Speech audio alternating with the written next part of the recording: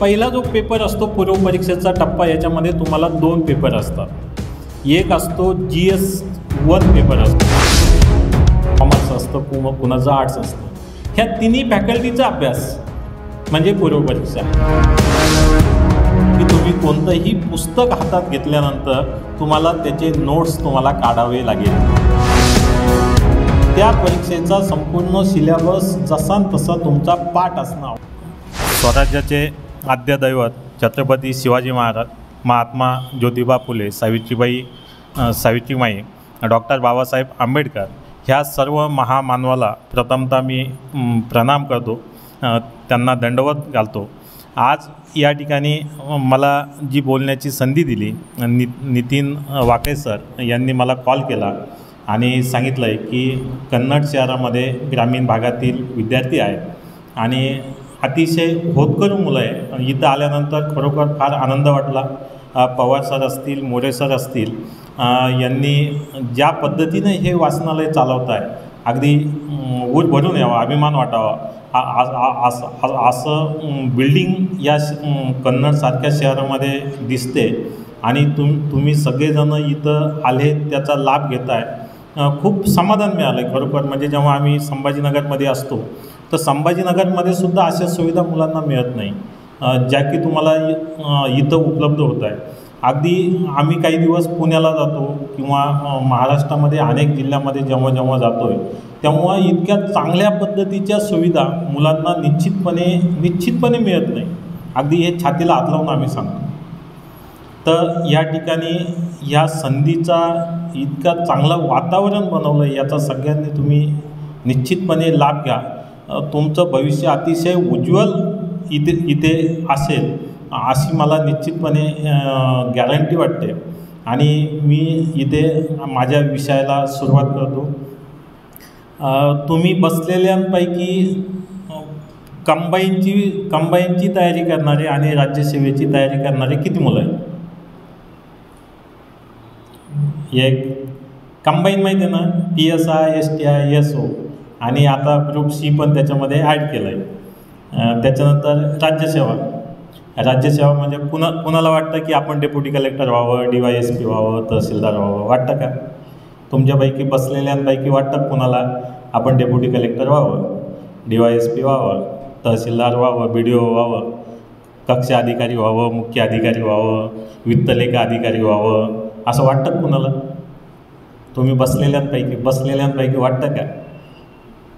नाही वाटत?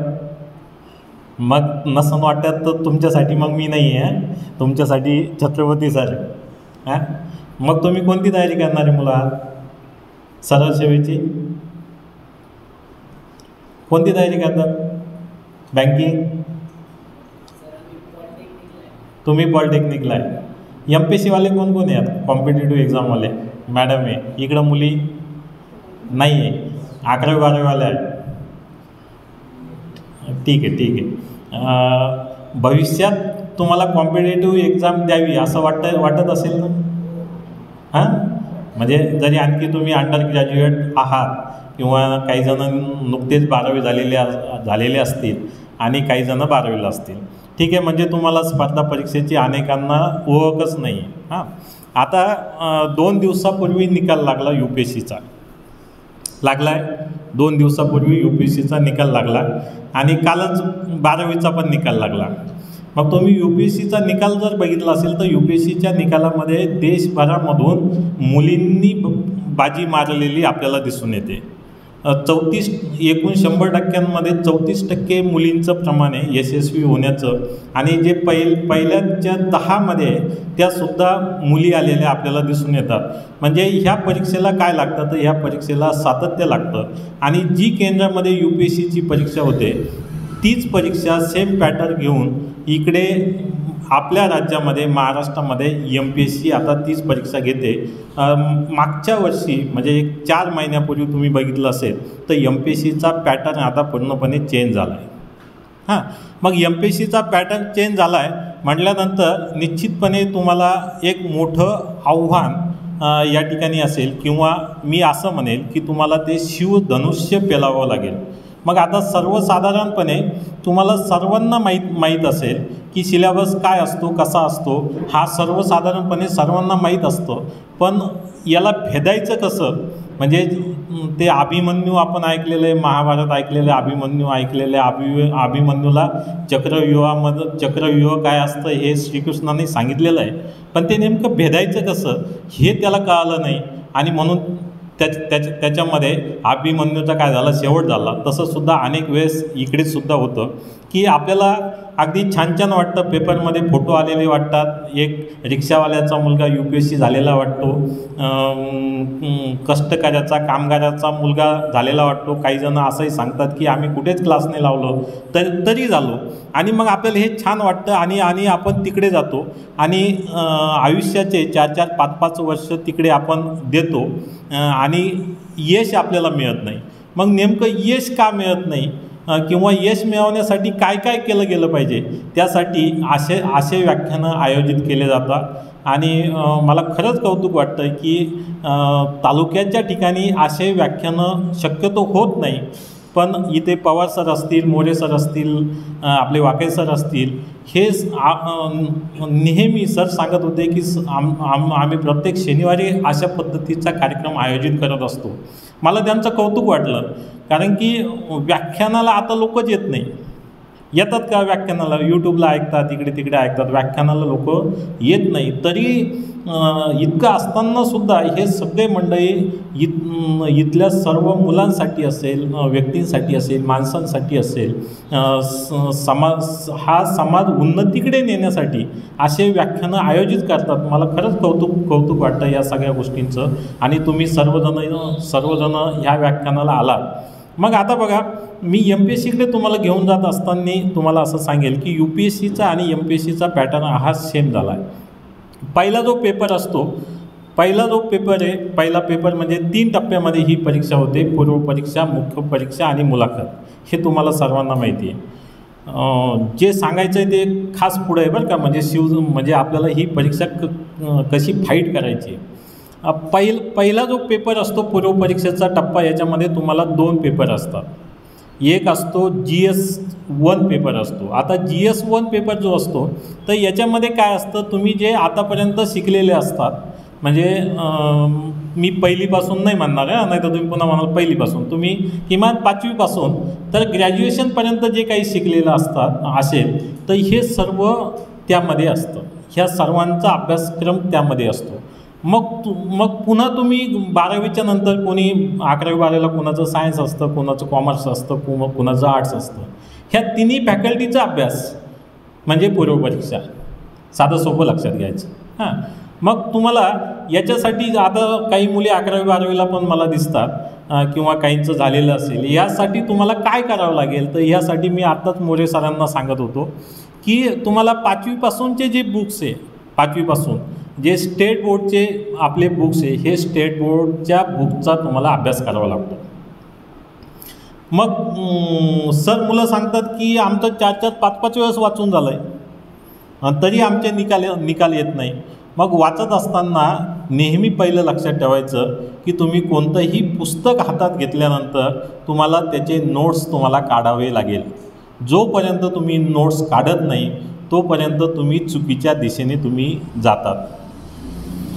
मग सर ह्या परीक्षेला सामोरं जात असताना किंवा पहिल्या टप्प्यामध्ये कॉम्पिटेटिव्ह परीक्षा पास करत असताना आपलं काय पहिलं आपल्याला माहीत असणं आवश्यक आहे, तर त्या परीक्षेचा सिलेबस आपला पाठ असणं आवश्यक आहे. पाठ म्हटलो मी, पाठ. त्या परीक्षेचा जो काही सिलेबस दिलेला आहे, त्या परीक्षेचा संपूर्ण सिलेबस जसा तसा तुमचा पाठ असणं आवश्यक आहे. तुम्हाला अगदी निम्या रात्री झोपेतून जरी उठवलं तरी तुम्हाला तो सिलेबस सांगता आला पाहिजे. आणि मग जेव्हा तुम्ही स्टेट बोर्डकडे जाता, तर स्टेट बोर्डचं तुम्ही जर जिओग्राफी घेतलं तर जिओग्राफी तुम्हाला 5वीचं करावं लागतं, 6वीचं करावं लागतं, 7वीचं करावं लागतं, 12वीपर्यंत तुम्हाला जिओग्राफी करावं लागतं. मग तुम्ही म्हणाल सर एकच पुस्तक जर घेतलं मार्केटमध्ये, अमुक सरांनी आम्हाला सांगितलं की एकच पुस्तक घ्या आणि ते वाचा, त्यात तर सर्वच येतं. आता जे 5वीचं बुक असतं जिओग्राफीचं, ते बनवलेलं कसं असतं, आता सर मुख्याध्यापक आहे, सरांना माहिती आहे की ते 5वीच्या मुलाला समजावं ह्या भाषेत त्याची मांडणी केलेली असते. जी समिती असते ते बुक्स डिझाईन करणारी जी समिती असते ना, त्या समितीमध्ये अतिशय तज्ज्ञ लोक असतात. आणि त्या 5वीच्या मुलाचा IQ काय आहे आणि त्याला ते वाचल्यानंतर कसं समजेल, त्या संकल्पना कन्सेप्ट कशा समजतील, ह्या अनुषंगाने त्या पुस्तकाची मांडणी केलेली असते. आणि तुम्ही सगळेजणं 12वी झालेले असतात, अनेक जणं ग्रॅज्युएशनला असतात, अनेक जणांचं ग्रॅज्युएशन कंप्लीट झालेलं असतं. आणि मग तुम्ही ग्रॅज्युएशन झालेले असाल किंवा ग्रॅज्युएशनला असलेल्या मुलांना 5वीचं बुक, 6वीचं बुक, 7वीचं बुक समजणार नाही का? बिलकुल समजतं, बिलकुल समजतं. तुम्ही क्लासेसमध्ये, कोणत्याही क्लासेसमध्ये जर गेलं तर क्लासेसमध्ये प्रत्येकात त्यांच्या डोक्यात, आमच्या डोक्यामध्ये असतं की तुमच्या बेसिक कन्सेप्ट ह्या काय पूर्णपणे कंप्लीट झालेल्या असतात. मग तुम्हाला याच्यामध्ये सायन्स टेक्नॉलॉजीचा अभ्यास करावा लागतो. मग सायन्सचा अभ्यास करत असताना तुम्हाला भौतिकशास्त्र असेल, ज्याला आपण फिजिक्स म्हणतो, बॉटनी म्हणतो, केमिस्ट्री म्हणतो, ह्या सायन्सच्या सगळ्या ब्रँचचा अभ्यास तुम्हाला इकडे येतो. मग तुम्हाला जसं 11वी 12वीला येतं इतकं सायन्स नसतं. इकडे तुम्हाला दिलेलं असतं की जनरल सायन्स दिलेलं असतं. म्हणजे त्यातल्या तुम्हाला जनरल ज्या गोष्टी असतात, ज्या सगळ्यांना माहीत पाहिजे किंवा ह्या माहीत असणं आवश्यक आहे, त्या तुम्हाला याव्या. त्यात तुम्हाला PhD करायची नाही आहे. मग काही मुलं असे असतात की जे गोल्ड मेडल घेणारे मुलं असतात, 10वीला 12वीला पहिला नंबर येणारेही मुलं असतात. आणि मग ते इतके डिटेलमध्ये अभ्यास करत बसतात की त्यांचा कट ऑफच निघत नाही. विचाराचं सगळं पाठ असतं. आपल्याला कट ऑफ काढायचा असतो. आपल्याला 100पैकी 100 मार्क घ्यायचे नसतात. आपल्याला 100पैकी 45, 50, 52 इतकेच मार्क आपल्याला इकडे घ्यायचे असतात. मग मी राज्यसेवा पूर्व परीक्षेचं तुम्हाला सांगत होतो. राज्यसेवा पूर्व परीक्षेमध्ये तुम्हाला इतिहास आहे. मग आयोगाची अपेक्षा काय असते की तुम्हाला इतिहास हा माहिती असायला पाहिजे आणि जनरली हा तुम्हाला तो माहीतच असायला पाहिजे. महाराष्ट्राचा इतिहास काय आहे, मग अगदी शिवाजी महाराजपासून तर आतापर्यंत आपला महाराष्ट्र कसा बनला, संयुक्त महाराष्ट्र मूवमेंट कशी झाली, किंवा आपला जो देश आहे आधुनिक भारताचा इतिहास कसा आहे, मध्ययुगीन भारताचा इतिहास कसा आहे आणि प्राचीन इतिहास कसा आहे. मानवी संस्कृती जेव्हापासून आली तर मानवी म्हणजे अगदी चाकाच्या शोधापासून तर आताच्या शोधापर्यंत सगळे शोध तुम्हाला माहिती पाहिजे, बरोबर ना. आणि मग हे इतिहासामध्ये तुम्हाला ह्या सगळ्या गोष्टींचा अभ्यास करावा लागतो. राज्यशास्त्रामध्ये तुम्हाला आपल्या देशाची राज्यघटना निर्मिती कशी झाली आणि मग निर्मिती कशी झाली म्हटल्यानंतर तुम्हाला इंग्रज भारतात आल्यापासून इंग्रजांनी जे काही कायदे केलेले तेव्हापासून तर आतापर्यंत तुम्हाला पॉलिटिकल सायन्सचा अभ्यास तुम्हाला यात करावा लागतो. तुम्हाला इकॉनॉमिक्स असेल, इकॉनॉमिक्सचा तुम्हाला अभ्यास करावा लागतो. चालू घडामोडी हा जो भाग आहे अतिशय महत्त्वाचा आहे. मी तुम्हाला पुढे हे सविस्तर आणखी विश्लेषणाने सांगेल. हा तुमचा पहिला पेपर झाला. पहिलं ज्याला आपण GS1 म्हणतो, 100 क्वेश्चन याच्यामध्ये असतात. आणि सेकंड पेपर असतो पूर्व परीक्षेचा CSATचा, याच्यामध्ये तुम्हाला 80 क्वेश्चन असतात जे बँकिंगचे मुलं आहे. थोडक्यात बँकिंग म्हणजे CSAT. बँकिंग म्हणजे CSAT. आणि त्यात अनेकांना असं वाटतं की गणित बुद्धिमत्ता म्हणजे CSAT. गणित बुद्धिमत्तेचे 30च क्वेश्चन असतात. 50 क्वेश्चन हे तुम्हाला कॉम्प्रिहेन्सिव्हचे असतात. तुम्हाला पॅसेज दिले जातात आणि ते तुम्हाला कमी वेळेमध्ये स्पीडमध्ये त्याचं आकलन करायचं असतं, समजावून घ्यायचं असतं, त्याचा अर्थ लावायचा असतो आणि मग त्याचे उत्तरं तुम्हाला काढायचे असतात. तुम्हाला 80 क्वेश्चनसाठी 2 तासाचा वेळ आहे, पण तो 2 तासाच्या वेळामध्ये पेपर वाचून सुद्धा होत नाही. कारण की तो पेपर कमीत कमी किती पेज असेल, 54 ते 55 पेज पेपर असतो आणि तुम्हाला त्याचा अर्थ लावून सोडवायचा असतो 2 तासामध्ये. मग हा पहिला टप्पा तुमचा. मी फक्त तुम्हाला एकदा सिलेबस सांगतो, नंतर तुम्हाला याला ही परीक्षा क्रॅक कशी करायची इकडे तुम्हाला घेऊन जाईल. त्याच्यानंतर सेकंड जो टप्पा आहे, मुख्यचा टप्पा, इथे खास तुमचा कस लागतो. ह्या जो मुख्यचा टप्पा आहे याच्यामध्ये तुम्हाला 1750 मार्काची मुख्य परीक्षा आहे. किती? 1750 मार्काची तुमची मुख्य परीक्षा आहे. आणि मग ही पहिली जी पूर्व परीक्षा आहे ही तुम्हाला ऑब्जेक्टिव्ह आहे. तुम्हाला तिथं पाठांतरसुद्धा लागतं. तिथे तुम्हाला त्याचा अर्थ लावता आला पाहिजे, तुम्हाला ते स्पीडमध्ये समजून घेता आलं पाहिजे आणि तुम्हाला उत्तरापर्यंत तिथे जाता आलं पाहिजे. आणि मग तुम्हाला पुन्हा मी सांगतो की तुम्हाला आर्ट्स, सायन्स, कॉमर्स या तिन्ही फॅकल्टीचा अभ्यास लागतो. नाहीतर सायन्सवालेच पुढे गेले असते, आर्ट्सवाले मागे राहिले असते, नाहीतर कॉमर्सवालेच, असं काही नाही आहे. आणि मग जो पूर्व परीक्षेचा टप्पा आहे त्याच्यामध्ये पुन्हा काहींचं गणित बुद्धिमत्ता खूप चांगलं असतं, इंग्लिश चांगलं असतं. मग त्यांच्यासाठी पुन्हा आयोगाने काय सांगितलं की CSATच्या पेपरचे मार्क गृहीत पकडल्या जाणार नाही, तो फक्त क्वालिफाय. म्हणजे तुम्हाला 200 पैकी 66 मार्क घ्यायचे. 66 मार्क जर तुम्हाला पडले तर तुमचा GSचा पेपर चेक होईल. म्हणजे पुन्हा तुम्ही इकडे आला, मग तुम्हाला सायन्स असेल, इकॉनॉमिक्स असेल, पॉलिटिकल सायन्स असेल, ह्या सगळ्यांचा अभ्यासावर तुम्हाला कट ऑफ येणार आहे आणि तुम्ही मेन्सला जाणार आहे. मग मेन्सला जात असताना जर 400 जागा असेल तर एका जागेसाठी 12 ते 13 मुलं घेतले जातात मेन्ससाठी. म्हणजे सर्व 400 जागा असेल तर 5 ते 5,500 मुलांची निवड होते तुम्हाला मेन्स देण्यासाठी. आणि मग मेन्स 1750 मार्काची मेन्स आहे, याच्यामध्ये 4 कंपल्सरी पेपर आहे. मग पहिला पेपर इथं दिलेला आहे बघा, 4 कंपल्सरी पेपर, 250 मार्काचा एक पेपर आहे. आणि आता इकडे ऑब्जेक्टिव्ह नाही, इथे डिस्क्रिप्टिव्ह, इथे तुम्हाला आता लिहायचं आहे. मेन्सला काय करायचं आहे, तुम्हाला लिहायचं आहे, पूर्ण 1750 मार्काचं तुम्हाला लिहायचं आहे.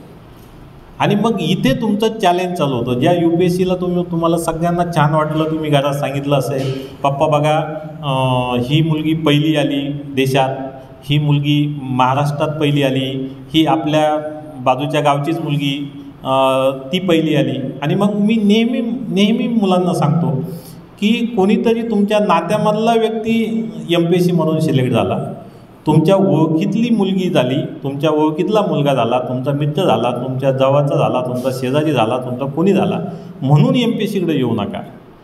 तो जोपर्यंत तुमचा आतला आवाज काय सांगतो हे तुम्ही बघा. आणि जेव्हा तुम्हाला आतला आवाज सांगेल ना की मला इकडे जायचं आहे, या फील्डकडं मला जायचं आहे, त्यावेळेस इकडे या. नाहीतर तुम्हाला जर कोणीतरी सांगत असेल आणि ते तुमचं मोटिवेशन असेल, मग तेव्हा इकडे येऊ नका. सर आत्ता सांगत होते की मुलांचं सध्याला प्रमाण कसं आहे म्हणे सर इकडे MPSCकडे येण्याचं, स्पर्धा परीक्षेकडे येण्याचं. उलट प्रमाण खूप मोठ्या प्रमाणामध्ये वाढतं आहे इकडे येण्याचं, आणि सक्सेस रेशोसुद्धा जास्त आहे. मग सक्सेस कुणाला मिळत नाही, तर ज्यांनी आतला आवाज ऐकलेला नसतो, कोणीतरी सांगितलेलं असतं, म्हणून तो इकडं येतो, त्याला सक्सेस मिळत नाही. आणि जो स्वतः मला करूनच दाखवायचं आहे, मला बनवूनच दाखवायचं आहे, मी ह्या जगामध्ये जन्माला आलो किड्या मुंग्यासारखं जगण्यापेक्षा आणि एक दिवस मरण्यापेक्षा मला काहीतरी माझ्या गावाचं नाव असेल, माझ्या शिक्षकांचं नाव असेल, तुम्ही इथं अभ्यासाला बसतात इथलं नाव असेल, बापूंचं नाव असेल, यांचं नाव मला रोशन करून दाखवायचं आहे. हे जर तुमचं मोटिवेशन असेल, आणि म्हणून मी कॉम्पिटेटिव्ह एक्झामकडे जर येणार असेल तर तुम्ही पहिल्या प्रयत्नामध्ये पास होता. आणि मग मी तुम्हाला मेन्सचं सांगत होतो की तुम्हाला 4 पहिले कंपल्सरी पेपर आहे. पहिला जो पेपर आहे 250 मार्काचा, ज्याला आपण थेरॉटिकल पेपर, त्याच्यामध्ये तुम्हाला पुन्हा येतं इतिहास. पहिल्या पेपरमध्ये सांगतो तुम्हाला येतं इतिहास.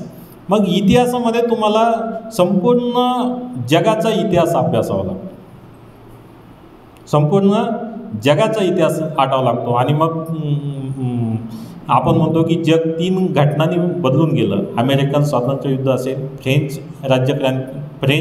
राज्यक्रांती असेल, आणि आणखी अभ्यास करणारे कोण आहे, औद्योगिक क्रांती. तर ह्या 3 घटनांनी जग संपूर्ण बदलून गेलं आहे. मग ह्या जगाचा इतिहास तुम्हाला अभ्यासावा लागतो. भारताचा इतिहास तुम्हाला अभ्यासावा लागते. इथली संस्कृती काय, इथला सांस्कृतिक वारसा काय, इथल्या लोककला काय, इथल्या परंपरा काय, आपण म्हणतो ना इंडियन कल्चर, इथल्या परंपरा काय, याचा अभ्यास तुम्हाला करावा लागतो. पहिल्याच पेपरमध्ये पुन्हा तुम्हाला भूगोल आहे आणि जिओग्राफी आहे. मग भूगोलमध्ये तुम्हाला जगाचा भूगोल, भारताचा भूगोल, प्राकृतिक भूगोल, मानवी भूगोल, महाराष्ट्राचा भूगोल, हा सगळं तुम्हाला अभ्यासावा लागतो. त्याच्यानंतर पहिल्याच पेपरमध्ये पुन्हा तुम्हाला समाजशास्त्र आहे.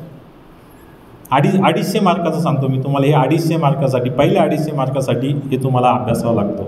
आणि मग इथले सामाजिक ज्या काही मुवमेंट आहे, ह्या सगळ्यांचा अभ्यास तुम्हाला इथे करावा लागतो. सेकंड पेपर तुम्हाला पॉलिटिकल सायन्स आहे, राज्यशास्त्राचा पेपर आहे.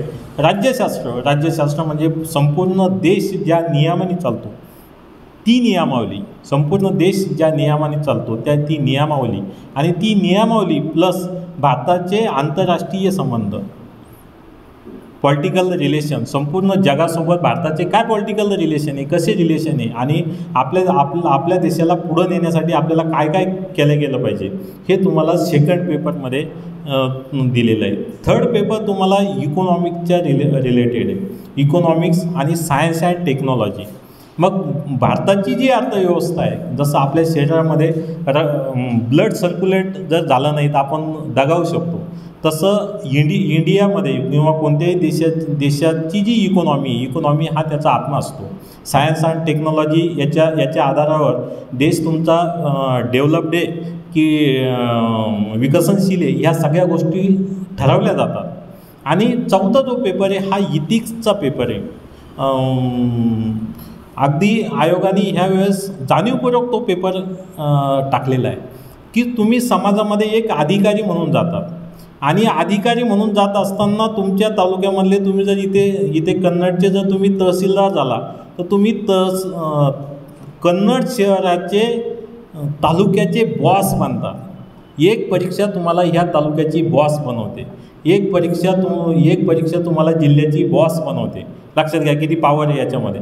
आणि मग याच्यामध्ये जर समजा पवारसाहेब गेले इथल्या तहसीलमध्ये, त्या तहसीलदाराला सांगितलं की मी लोकनेते बाळासाहेब पवार वाचनालयातून आलो आहे आणि बापूसाहेब तुम्हाला माहिती आहे ना काय होते, हे काम करावंच लागतं. पण इथे तुम्हाला इथिक्सचा तुम्ही अभ्यास केलेला आहे आणि इथिक्सचा अभ्यास केल्यानंतर तुम्हाला हे जाणवतं की हे काम चुकीचं आहे आणि हे काम जर चुकीचं असेल तर मी ते केलं नाही पाहिजे. तुमच्या मूल्यांच्या विरहित हे काम आहे. तुम्हाला तुमचा आतला आत्मा सांगत नाही आहे की हे काम नाही केलं पाहिजे. आपण म्हणतो चुकीचे कामं, 2 नंबरचे कामं हे नाही केले पाहिजे. आणि याचा अभ्यास तुम्हाला ह्या चौथ्या पेपरमध्ये दिला जातो. इथिक्स नावाचा पेपर आहे तुम्हाला. हे 4 पेपर 250 गुणाचे तुम्हाला आहे आणि हे सगळे पेपर कसे डिस्क्रिप्टिव्ह तुम्हाला लिहायचं आहे. त्याच्यानंतर तुम्हाला एक ऑप्शनल पेपर निवडावा लागतो. ऑप्शनल म्हणजे तुम्ही ग्रॅज्युएशनला असताना जो कोणता सब्जेक्ट असेल, मग कुणाचं बॉटनी असेल, कुणाचं फिजिक्स असेल, तुम्ही कोणताही घेऊ शकता. एकूण तुम्हाला 38 विषय दिलेले असतात. 38 विषयांपैकी एक विषय तुम्हाला घ्यायचा असतो आणि त्याचे तुम्हाला 2 पेपर असतात 250 मार्काचे. म्हणजे ऑप्शनलमध्ये किती झाले तुम्हाला 500 मार्क झाले, 500 मार्क. त्यानंतर तुम्हाला 250 मार्काला निबंध असतो. एसे किती मार्काला असतो? 250 मार्काला तुम्हाला निबंध असतो. आणि इकडे छोटासा फक्त बदल केला आहे की UPSCला 3 तास वेळ तुम्हाला दिला जायचा आणि 250 मार्काला एकच निबंध असायचा. इथे तुम्हाला 2 एसे दिले जातात. 125 मार्काला 2 एसे तुम्हाला दिले जातात आणि ते सुद्धा तुम्हाला त्या टायमिंगमध्ये तुम्हाला लिहायचे. तुम्हाला त्याच्यासाठी शब्द मर्यादा दिली जाते. हा झाला 1750 मार्काचा एक टप्पा. आणि मग याच्यामध्ये पुन्हा तुम्हाला 2 पेपर असतात भाषेचे, मराठी आणि इंग्लिशचे. याच्यामध्ये तुम्हाला हे मार्क तुमचे पकडले जात नाही. याच्यामध्ये तुम्हाला 25% पासिंग लागते. आणि मग आपण जाऊया आता मुलाखतीच्या टप्प्याकडं. आणि मुलाखतीच्या टप्प्याकडे गेल्यानंतर 250 मार्काचा तुमचा काय असतो? इंटरव्ह्यू असतो. किती मार्काचा? 250 मार्काचा तुमचा इंटरव्ह्यू असतो. आणि ह्या 250 मार्काची तुमची मुलाखत झाली की मग तुम्ही काय म्हणतात? अधिकारी बनतात. ते इतकं सोपं आहे का सोपं? मग आता ही परीक्षा पार कशी करायची? जो आजचा मुख्य विषय आहे की ही परीक्षा फक्त तुम्हाला मी ह्या परीक्षेची ओळख सांगितली की ही परीक्षा कशी असते. मग या परीक्षेला आपल्याला भेदून कसं जायचं? ह्या परीक्षेमध्ये आपल्याला पहिल्या टप्प्यामध्ये यश कसं मिळवायचं आणि यश मिळवायचं असेल तर त्याच्यासाठी काय काय करायचं? मग मी तुम्हाला 3 टप्पे सांगितले आहे का लक्षात? पहिला टप्पा पूर्व परीक्षेचा किती मार्क? 400 मार्क. दुसरा टप्पा मुख्यचा किती मार्क? 1750 मार्क. तिसरा टप्पा कोणता? मुलाखत किती मार्क? 250 मार्क. मग ह्या परीक्षेमध्ये पहिल्याच प्रयत्नामध्ये आपल्याला यश कसं मिळवायचं आणि यश मिळवायचं असेल तर त्यासाठी काय करायचं, त्याच्यासाठी हा आजचा सेमिनार. येतं लक्षात, लिंक लागली का सगळ्यांची? हां, मग बघा, सुरुवात करत असताना आपल्या मुलांना यश का मिळत नाही सर? आपल्या मुलांना यश याच्यासाठी मिळत नाही की आपले मुलं म्हणतात चला आता MPSCला आपल्याला तयारीला सुरुवात करायची. आणि मग MPSCला तयारीला सुरुवात करत असताना काय केलं गेलं पाहिजे? तर पहिल्यांदा पूर्वपरीक्षेचा अभ्यास केला गेला पाहिजे सर. हां, पूर्वपरीक्षेचा अभ्यास केला, पूर्वपरीक्षा क्वालिफाय झाला का मग आपण मेन्सकडे जाऊया. आणि मग प्रिलियमच तो क्वालिफाय होत नाही. एक परीक्षा नापास झाला म्हणजे 1.5 वर्षाचा कालावधी गेला. दुसरी पूर्वपरीक्षा नापास झाला म्हणजे 3 वर्षाचा कालावधी गेला. ते पेमेंट जाऊ द्या, पेमेंटचं किती नुकसान होतं, पण 3 वर्षाचा कालावधी गेला. आणि तिसऱ्या परीक्षेला तो नादच सोडून देतो, 4.5 वर्ष जातात. हां, मग पहिल्या अटेम्प्टमध्ये तुम्हाला जर क्वालिफाय व्हायचं असेल तर त्यासाठी तुम्ही काय केलं गेलं पाहिजे, याची प्रोसिजर उलटी आहे. मग तुमची पहिली जी सुरुवात असेल ती तुमची मुलाखतीपासून केली गेली पाहिजे. तुमची सुरुवात जी आहे ही कुठून झाली पाहिजे? मुलाखतीपासून सुरू झाली पाहिजे. तुम्ही गेल्या तुम्ही बसल्या तुम्हाला पहिला प्रश्न पॅनलचा असतो की तुम्हाला का वाटलं की प्रशासकीय सेवेमध्ये यावं? पहिला प्रश्न काय असतो? तुम्हाला का वाटलं की तुम्हाला प्रशासकीय सेवेमध्ये यावं, हा त्यांचा पहिला प्रश्न असतो. आणि मी तुम्हाला मग अगोदर जसं बोललो की एकदा तुमच्या मनाला विचारा का तुम्ही इकडे का येऊ लागले. ही तुमची पहिली सुरुवात. याचं उत्तर तुमच्याकडे आज पाहिजे, तुम्ही जर तिकडे जात असाल तर. आणि मग त्याच्यानंतर त्याच्या पुढे गेल्यानंतर तुमचा बायोडाटा त्यांच्याकडे असतो. तुमचे छंद विचारले जातात की तुम्हाला कोणते छंद आहे. मग कोणीतरी सांगतं मला वाचनाचा छंद आहे, मग लगेच त्यांचे प्रश्न चालू होतात. काय काय वाचलं, तुम्हाला कोण आवडतात, आतापर्यंत कोणते कोणते बुक्स तुम्ही वाचले. एखादा म्हणतो मला क्रिकेटचा छंद आहे, मग तुम्हाला क्रिकेटची सगळी माहिती असावी लागते. एखादा म्हटलं मला बेसबॉल आवडतो, मग बेसबॉलबद्दल तुम्हाला सगळं माहिती पाहिजे. आणि मग ही जी तयारी होते तर ही तुमची ह्या कॉलेजच्या जीवनामध्ये होते. ही तयारी तुम्हाला ह्या सगळ्या कॉलेजच्या जीवनामध्ये तुम्हाला ही सगळी तयारी करावी लागते. आणि ही तयारी म्हणजे कॉम्पिटेटिव्ह एक्झाममध्ये यश मिळवण्यासाठी पहिली तयारी जर काय असेल तर तुमचा व्यक्तिमत्व विकास. आणि तुम्हाला पहिलं हे फील करावं लागतं की मी काय अधिकारी आहे. फक्त फील करावं लागतं म्हटलं मी, सांगत फिरायचं नाही.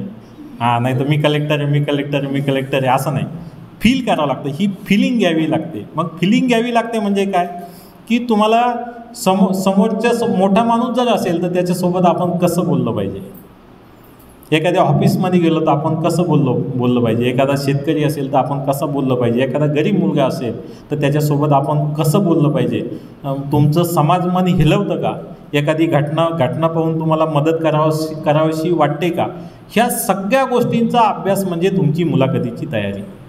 तुम्ही किती व्यापक आहात, तुम्हाला गारपीट जर झाली तर तुम्हाला शेतकऱ्यांविषयी काय वाटतं. कोणती जर दंगल झाली तर औरंगाबादला समजा संभाजीनगरमध्ये दंगल झाली तर लगेच चला मुस्लिम कापले पाहिजे असं नाही वाटलं पाहिजे.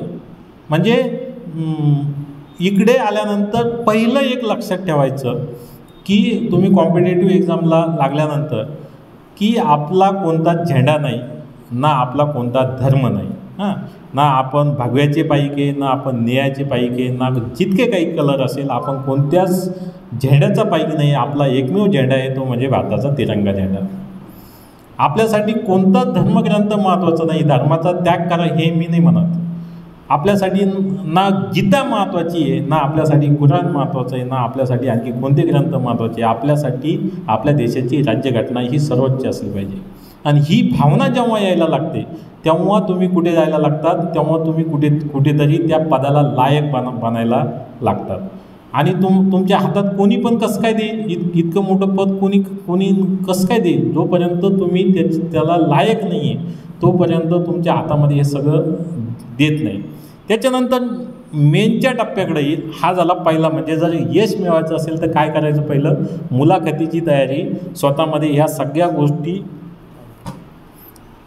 ह्या सर्व सर्व गोष्टींची फिलिंग घेणे, स्वतः त्या पद्धतीनं वागणे, त्याच्यानंतर यायचं मेनच्या टप्प्याकडं. आणि मग जर तुम्हाला एका वर्षामध्ये यश मिळवायचं असेल तर 8 महिने, 12 महिन्यापैकी किती महिने, 8 महिने हे तुम्हाला मुख्य परीक्षेला द्यावे लागतील.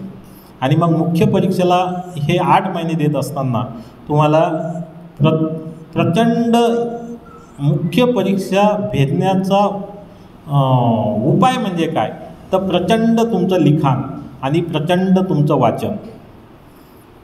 प्रचंड लिखाण आणि प्रचंड वाचन हे जोपर्यंत तुम्ही करत नाही तोपर्यंत तुम्ही मुख्य परीक्षा भेदू शकत नाही म्हणजे नाहीच. तुम्हाला आता इथं वाचनालयामध्ये तुम्हाला 5-6 प्रकारचे पेपर येतात. रोज तुम्ही 3 पेपरचं संपादकीय वाचलं म्हणजे वाचलंच पाहिजे आणि त्याच्या नोट्स काढल्या पाहिजे. ते काय कशासाठी की तिथे तुम्हाला तुमचं मत विचारलं जातं.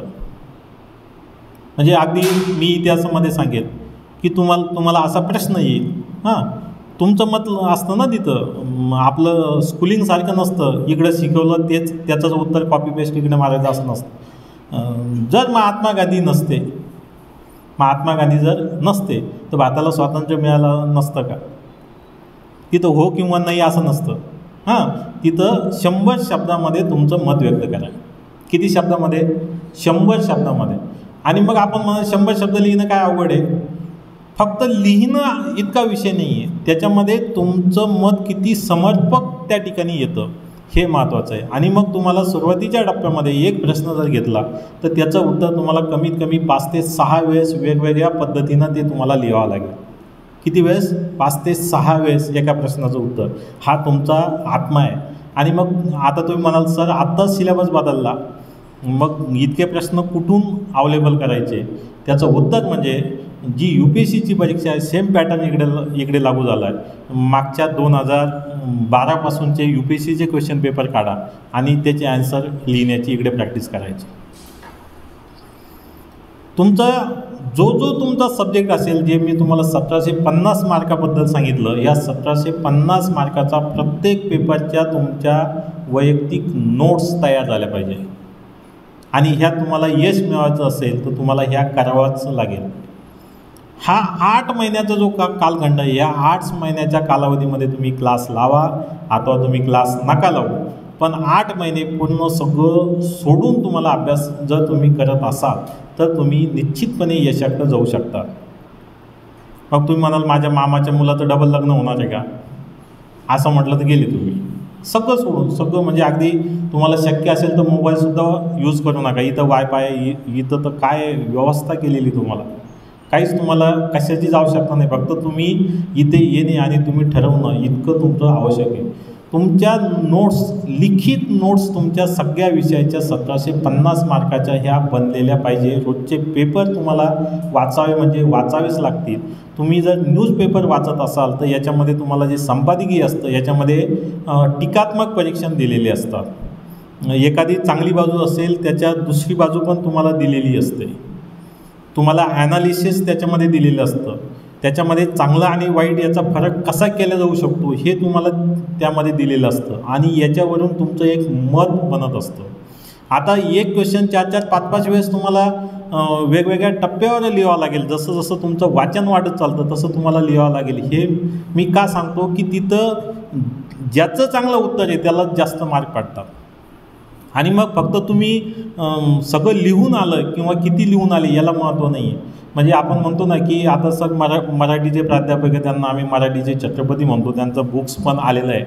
आणि संभाजीनगरमध्ये त्यांच्यासारखं मराठी कोणी शिकवत नाही. गणित, बुद्धिमत्ता हे पण ते शिकवतात. सरळ सेवेचे 1 मॅन आर्मी सर आहे. आत्ताच सरांचे 42 मुलं सिलेक्ट झाले आताच्या ह्या ज्या परीक्षा झाल्या ह्या परीक्षांमध्ये. सरसुद्धा प्रचंड मेहनत मुलांकडून करून घेतात आणि करायलाच लावतात. मग यशाला आपण म्हणतो ना, यशाला हे शॉर्टकट्स बिलकुल नसतात. तसं तुम्हाला हे जे ॲन्सर आहे हे ॲन्सर तुम्हाला 4-4, 5-5 वेळेस तुम्हाला लिहावं लागेल आणि कमी शब्दामध्ये. जसं आपण मराठीमध्ये काही म्हणी, वाक्प्रचार असा शब्दप्रयोग करत असतो. म्हणजे कमी शब्दामध्ये जास्तीत जास्त अर्थ कसा लागतो हे त्या उत्तरामधून तुमचं काय झालं पाहिजे, स्पष्ट झालं पाहिजे.